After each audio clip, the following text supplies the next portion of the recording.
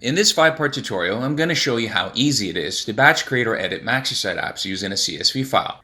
So let's say that my business is a beauty and cosmetic clinic, and I like to create a MAXeSite app personalized for each of my preferred clients. To begin, I first need a master template. A master template is a template that will be copied for however many MAXeSite apps you'd like to create. So for example, if you wanted to create a MAXeSite app for 500 customers, your master template would be copied 500 times. And so I have two options. I can either create a template from scratch, or I can simply download a pre-designed template from the gallery and edit as required. So for this demo, I'm going to download one from the gallery. I'm going to left-click gallery, and in this field here, I'm going to type in beauty. I'm going to left-click this title here, download.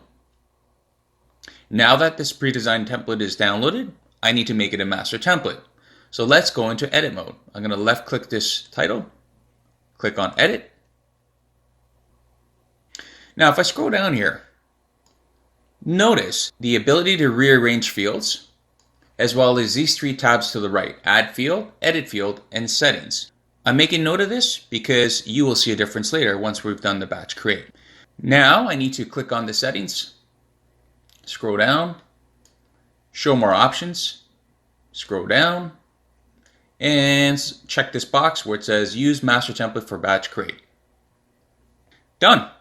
Next, I would edit this template to suit my needs, which I'm going to skip for this demo, then download the CSV file so that I can add my customers' data before batch creating MAXeSite apps. So let's now click Save MAXeSite and go back.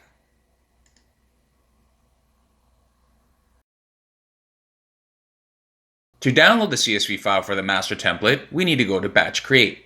So left-click Batch Create here, and all your master templates will appear in this drop-down menu here. Select your desired template, then click Download, and then we're going to open up the CSV file using Excel.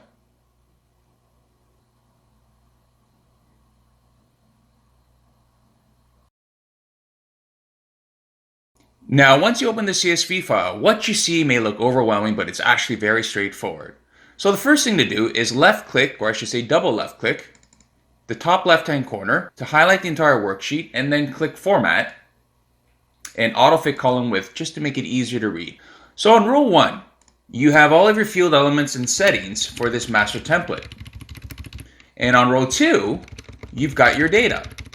So a field element is simply a modularized section within your MAXeSite, such as a name, email, iframe, web page, image, Google Map, or YouTube field, which can be enabled to display publicly or disabled to remain hidden.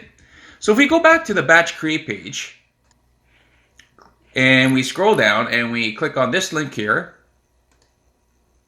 you can see that there are 27 different field elements with a total of over 400 settings for each MAXeSite, such as adding passwords to restrict access, SEO meta tags, script codes, for example, if you have a chat module that you're using, text-to-speech for accessibility compliance, Google Translate, PayPal checkout, custom autoresponders, plus much more.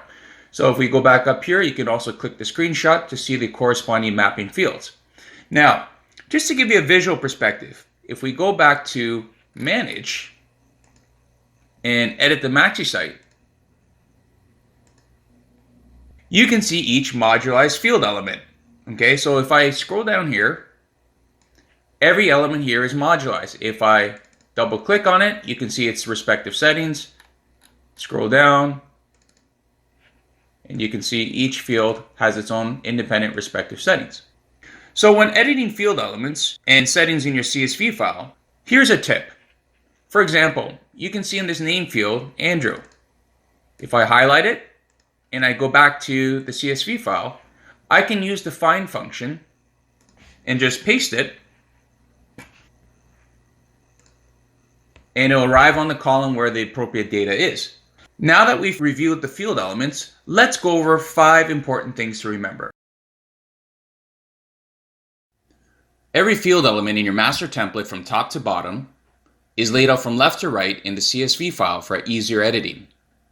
Once again, your data is on row 2, and there are 5 things you need to remember when batch creating or editing MAXeSite apps. Number 1, one row is one MAXeSite app.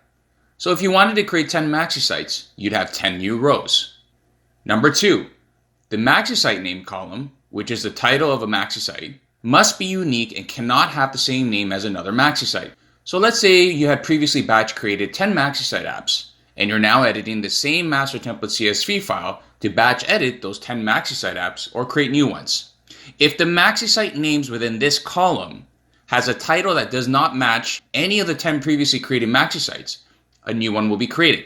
But if the title matches any previously created MAXeSites, those MAXeSites will be updated. So in summary, a unique title creates a new MAXeSite, and a title that exactly matches any previously created MAXeSites is just updated. Number 3, a blank column separates each field element to make it easier when editing. So if I use the find function again and type in Andrew, you can see that there is a blank column that separates the name field element from the previous field, and another blank column that separates it from the next field element. Number 4, 1 means yes and 0 means no.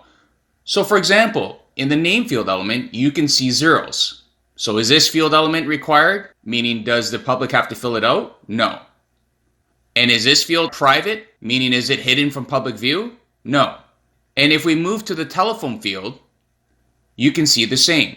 Now, to give you a visual perspective of these field element settings, if we go back to Batch Create and click the Field Mappings link again, then click the MAXeSite Fields dropdown at the top and select Telephone, you can see the settings for the telephone field element. And so what you see in red on the right is what you see on row 1 in the CSV file. Now to see a visual of the field setting, click Screenshots to see how the field appears in edit mode.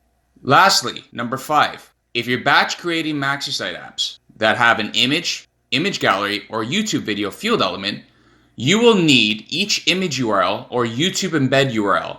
And the reason for this is because you cannot upload actual images or videos to a CSV file. So if I use the find function again and type JPEG, you can see an example of an image URL. All you would do is replace this default image URL with your own image URL.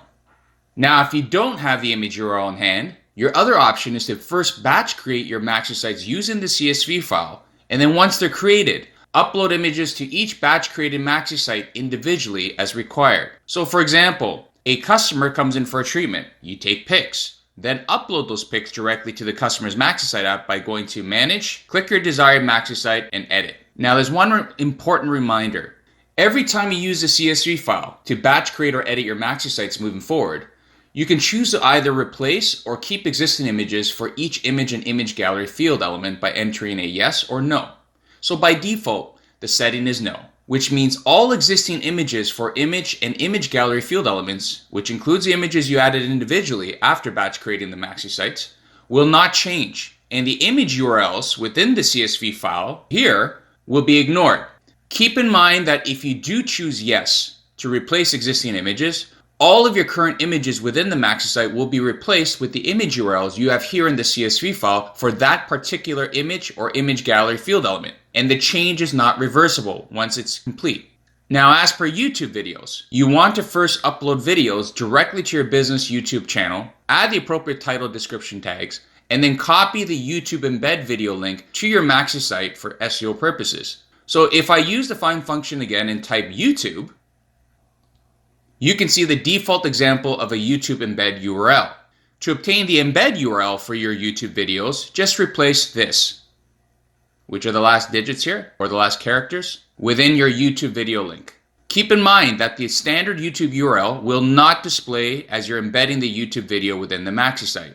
Now that we have reviewed 5 important things to remember, it's time for the 5th and last part of this tutorial, which is to batch create MAXeSite apps.